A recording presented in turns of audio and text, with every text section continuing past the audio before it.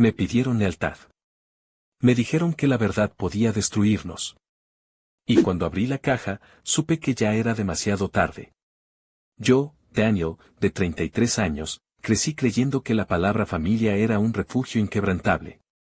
Crecí en una casa donde mi madre, Lourdes, era la que decidía quién entraba y quién no, donde mi hermano Ángel tenía esa sonrisa que convencía y esa lengua que cortaba. Para todos nosotros la familia era un pacto, nos cuidábamos entre nosotros, ocultábamos lo que hiciera falta, y el resto del mundo no tenía por qué saber. Yo acepté ese pacto casi por reflejo, hasta que la economía de la empresa familiar me obligó a mirar más de cerca. Todo empezó en ese agosto en que falleció mi padre. No quiero dar fechas exactas, pero fue poco después de unas vacaciones que no volverían a repetirse. El entierro fue una ceremonia impecable, el ataúd bien bruñido, la iglesia llena, la mano firme de mi madre mientras recitaba el rosario. Después nos quedamos en la casa de siempre, la que huele a café y a libros viejos. Yo me encargué de ordenar papeles porque a mí, desde chico, me gustaban los detalles, facturas, contratos, cuentas. Me parecía una manera de honrarlo, de poner orden donde él había puesto su vida. Fue una tarde en que encontré la caja. Estaba dentro del escritorio de mi padre, un mueble que nadie tocaba. La tapa se dio con un crujido que, ahora lo pienso, fue una advertencia. Dentro había cartas, recibos, un sobre con fotos y un USB envuelto en plástico. No pretendía buscar nada extraordinario, solo quería organizar cosas para la notaría. Pero al sacar aquel USB y conectarlo en la computadora de la sala, la pantalla me dio bofetadas sucesivas, hojas de cálculo con nombres que no conocía, transferencias a cuentas con apodos. Un PDF recortado que mostraba un documento bancario con una serie de movimientos que no cuadraban con la idea que tenía de mi padre. Llamé a mi hermano Ángel. Le dije, revisa esto, hay cosas raras. Él vino con esa calma calculada que siempre lo caracterizó, y cuando vio los archivos no pestañeó. Papá siempre fue creativo con los números, dijo. Yo le devolví el USB y le dije que teníamos que aclararlo antes de firmar nada en la empresa. Fue la primera vez que un gesto suyo me hizo ruido, en vez de sorpresa, hubo una pizca de alivio en su rostro, como si aquello fuera algo que esperaban encontrar y que ya sabían manejar. No lo supe entonces, pero esa fue la primera vez que me exigieron lealtad. Lourdes me llamó al día siguiente, con la voz templada, la voz que no permitía réplica. Daniel, dijo, hay cosas que no debemos sacar a la luz por el bien de todos. No quería una discusión sobre cuentas. Quería mi silencio.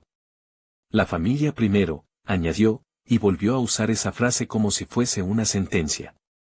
Yo contesté que era lo correcto investigar la contabilidad. Ella suspiró y me llamó irresponsable. Vas a destruir lo que tu padre construyó por buscar problemas donde no los hay, me dijo. Fue entonces cuando supe que no se trataba solo de números. Pasé noches leyendo correos, escuchando audios y revisando fotografías que habían sido recortadas con cuidado.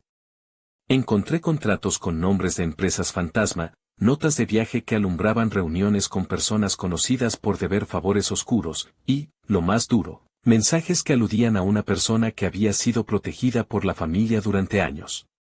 Yo creía que mi padre tenía algún secreto financiero, lo que descubrí fue que mi familia había acordado durante décadas ocultar cosas que no podían envejecer bien. Confronté a mi hermano en la cocina, con el humo del cigarro aún en el cenicero. ¿Qué es todo esto, Ángel?, le dije. Me miró con esa mezcla de cansancio y paciencia con la que se dirigía a un niño.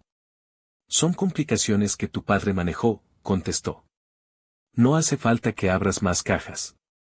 Le dije que tenía pruebas y que no podía permitir que todo siguiera así. Él me acusó de buscar protagonismo, de querer destruir una historia que nos pertenecía. Siempre has sido idealista, Dani, me dijo con esa condescendencia que me hiela la sangre. Deja que la familia decida.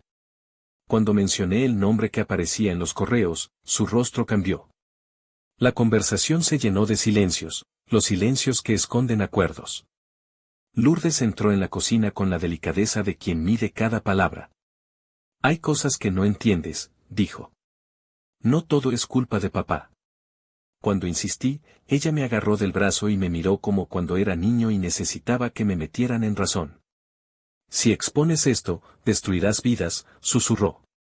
No eres el juez de nadie. A partir de ese momento, la presión fue cotidiana. Me pedían discreción, me ofrecían razones que, puestas una junto a otra, sonaban a chantaje emocional, la empresa, el empleo de amigos, el nombre de la familia en la comunidad. Me dijeron que yo no tenía derecho a filtrar nada, porque no comprendía las consecuencias. Me dijeron también que mi padre, en su lecho, había pedido que no se soltara nada. Me pidieron que firmara documentos, que dijera ante notarios que todo estaba en orden. Y cuando me negué, la respuesta fue fría, el distanciamiento. Si no puedes ser leal, tal vez lo mejor es que no estés presente en nuestras decisiones, me dijo mi madre una semana después, con esa voz que te limpia de afectos.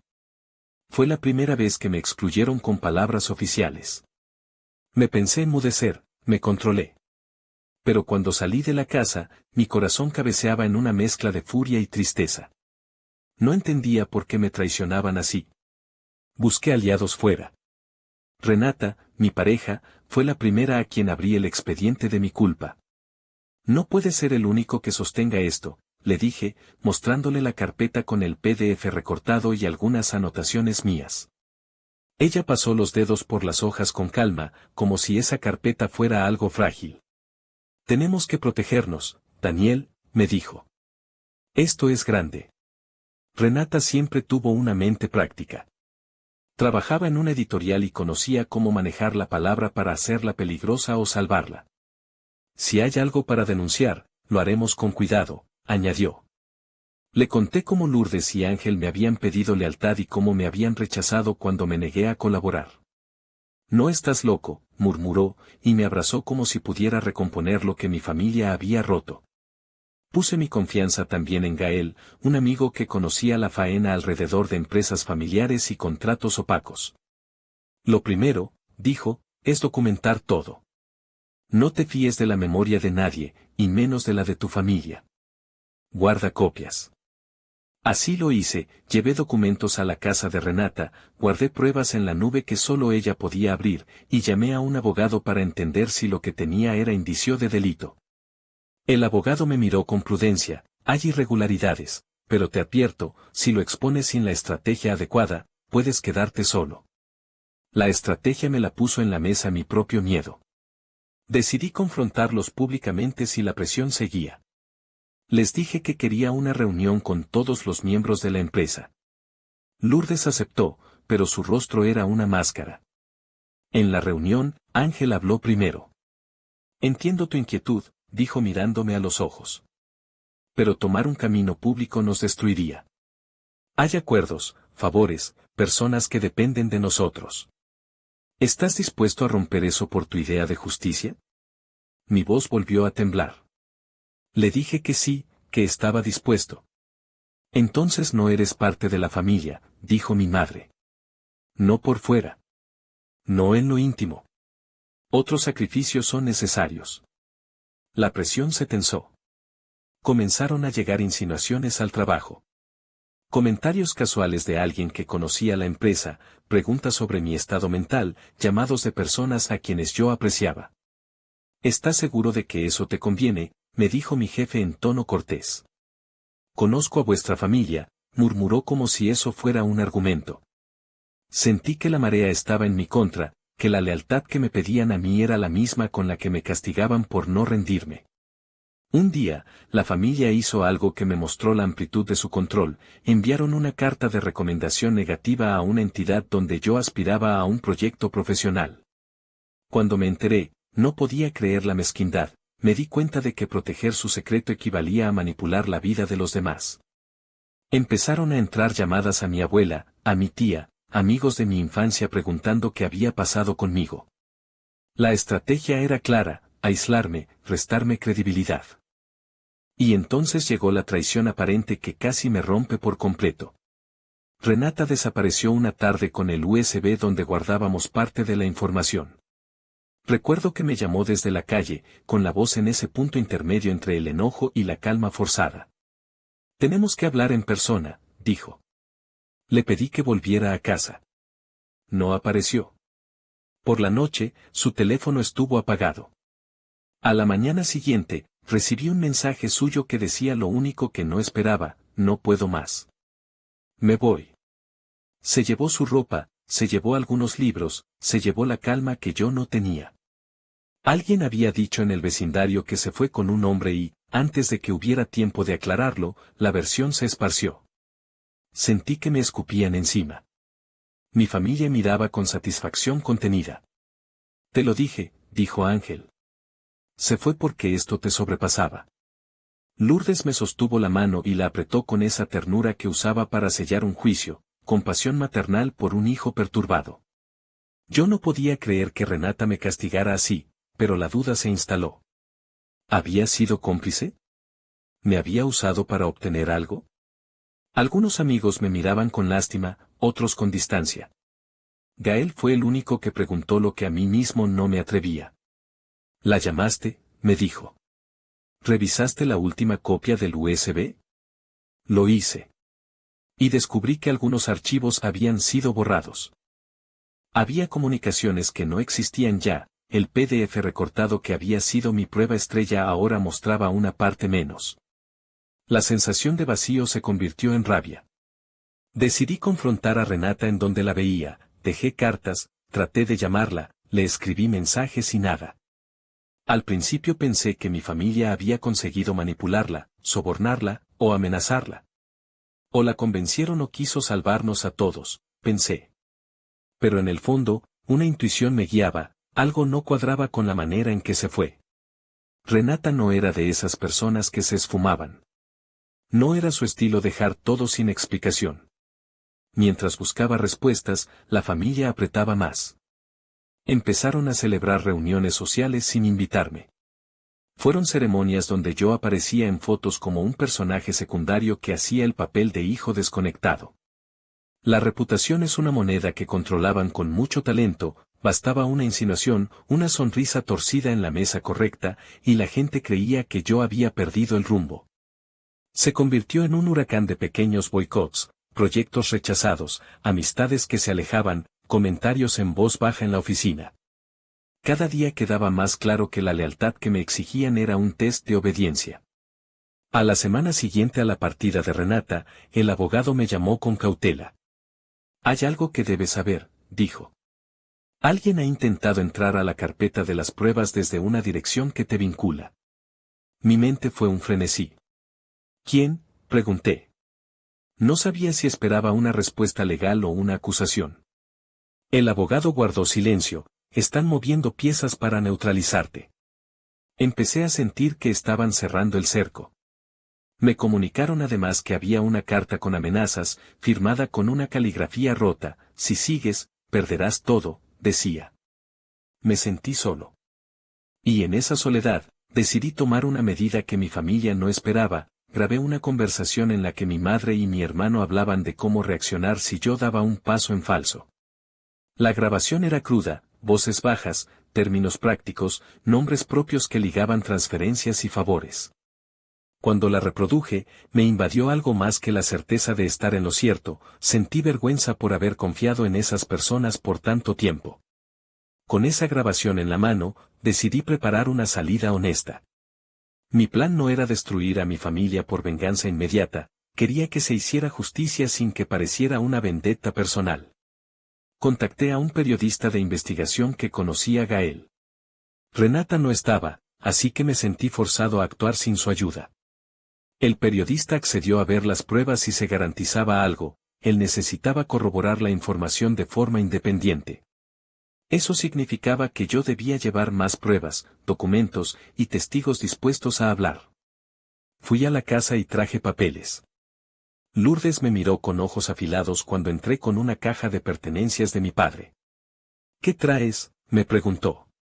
Documentos, dije. Ella puso la mano en la mesa para detenerme. No harás nada que avergüence a la familia, sentenció. Le respondí con la verdad: no puedo seguir cargando culpas que no son mías. Si esto tiene que salir, prefiero que salga desde la honestidad. Ella bostezó como quien escucha una confesión de un adolescente. Te crees justo, dijo. No entiendes el costo. La reunión con el periodista fue tensa. Le mostré el PDF recortado, la grabación, correos que vinculaban a terceras personas, y fotografías. Me pidió corroboraciones, teléfonos, testigos, movimientos bancarios.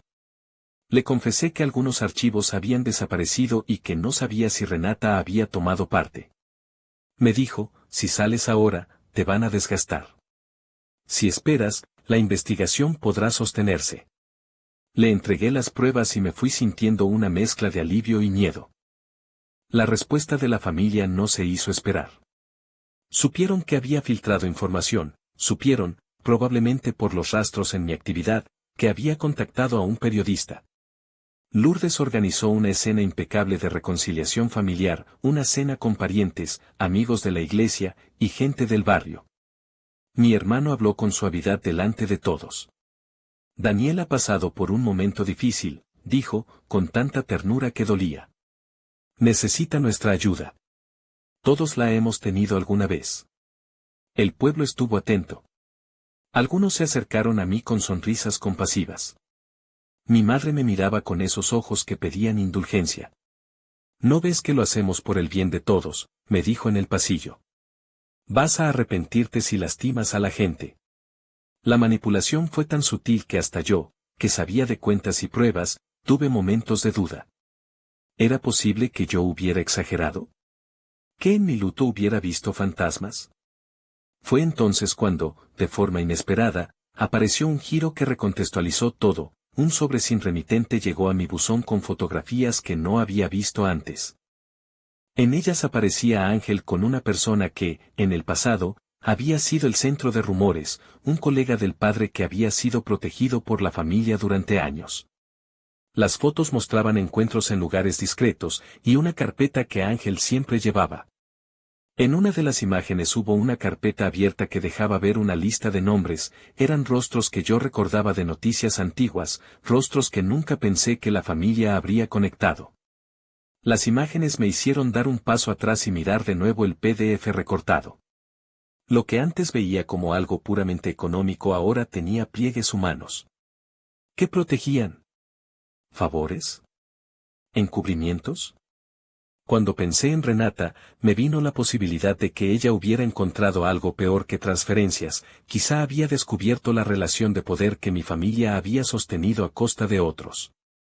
Empecé a entender que la lealtad que mi madre exigía se extendía a pactos que humillaban a terceros y que, en el fondo, la familia protegía una red de favores que implicaba silencio sobre personas vulnerables. Mi reacción fue distinta. Dejé de pensar en simple exposición y comencé a pensar en reparación. Pero para eso necesitaba pruebas sólidas. Volví a la casa de mi madre y, en un descuido donde la puerta quedó entreabierta, encontré un cajón con sobres. No estaban numerados ni etiquetados, eran notas, recibos extraños, mensajes telefónicos impresos en papel. Estaba a punto de sacar todo cuando sentí una mano en mi hombro. ¿Qué crees que haces?, dijo Ángel desde la puerta. No era enojo lo que sentí en su voz, era esa cortesía que oculta amenaza. ¿Te vas a convertir en el justiciero de la familia? Le respondí que lo que hacía era buscar verdad. La verdad no es algo que se comparte en la plaza, dijo. Hay familias que perdieron todo cuando sus secretos salieron a la luz. No queremos lo mismo. La discusión subió de tono. Palabras que en otros contextos parecían sencillas, protección, reputación, responsabilidad, se convirtieron en armas. Le dije que yo no quería destruir, quería enmendar. Él me miró con esa tristeza teatral y me dijo, si tanto quieres enmendar, hazlo por dentro. En ese momento, comprendí algo crucial, la verdadera arma de ellos no eran las transferencias ni los documentos, su arma era la narrativa. Si controlabas lo que la gente creía sobre una familia, controlabas su futuro. Y lo hicieron durante años.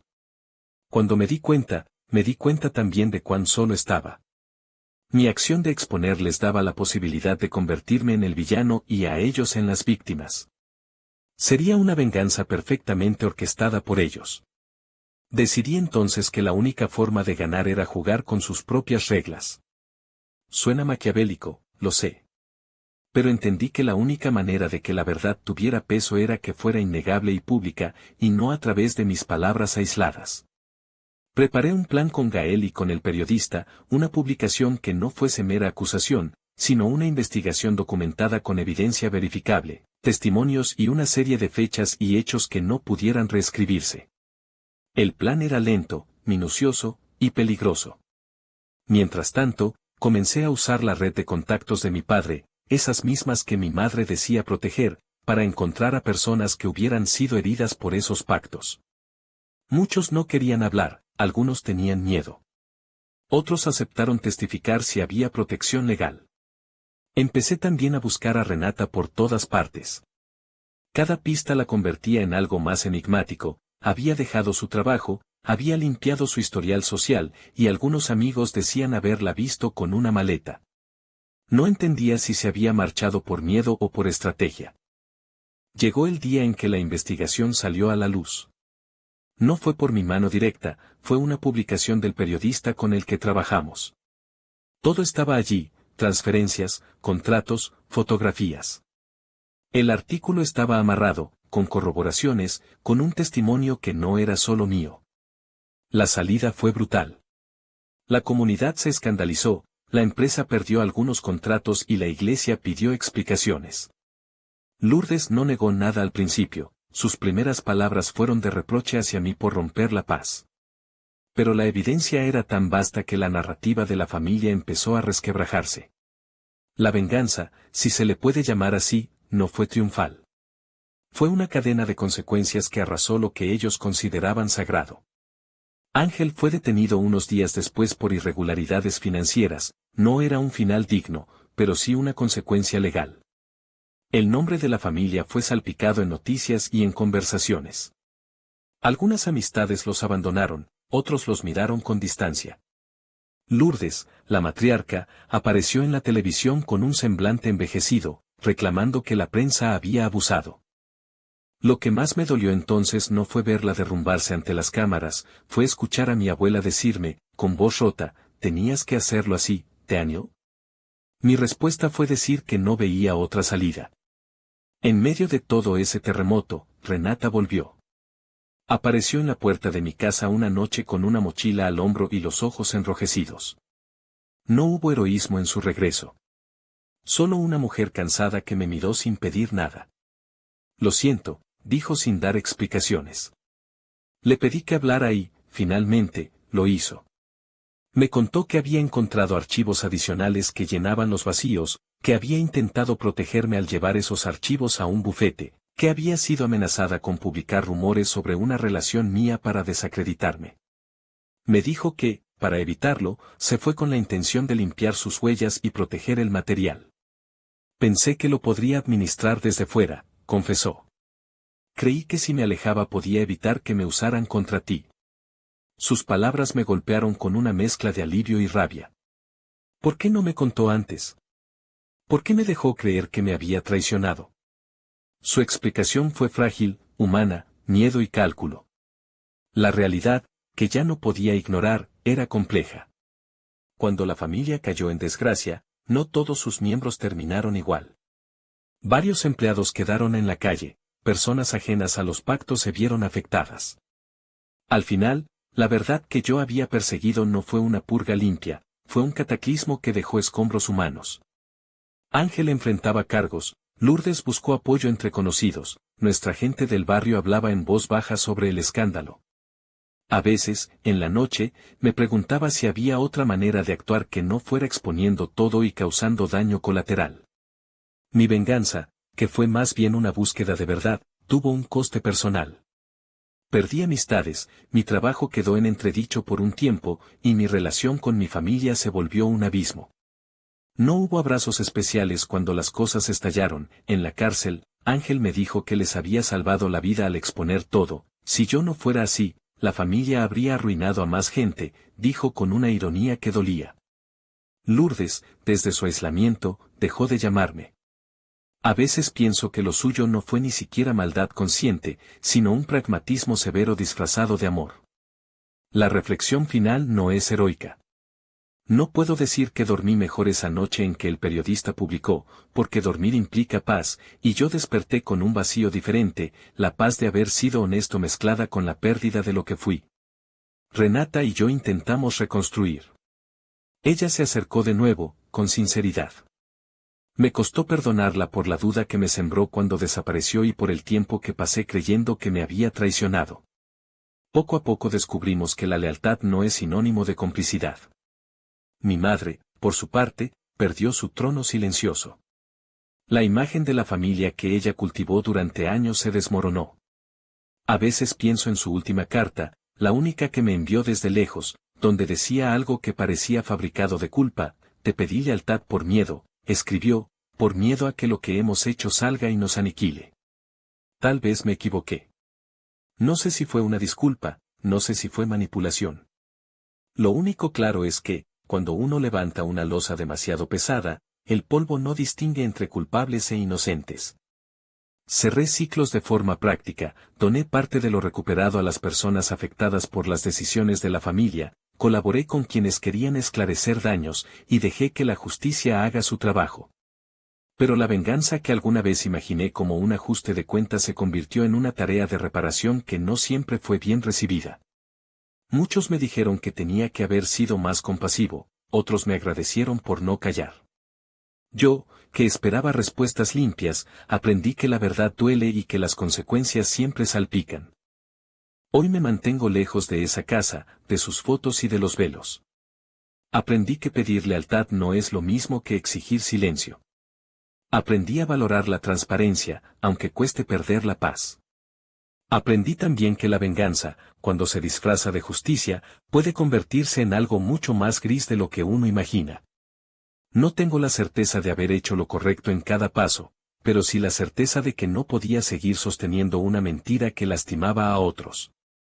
A veces me pregunto si, en lugar de exponer todo, hubiera sido posible sacar a la luz solo lo necesario para proteger a quienes habían sido lastimados.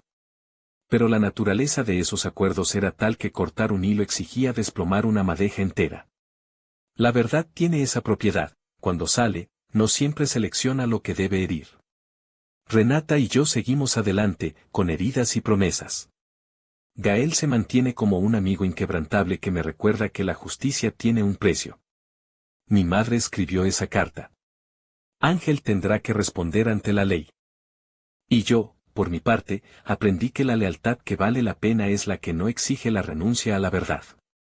Actualización final: algunas personas me han preguntado si volvería a hacerlo. La respuesta no es simple.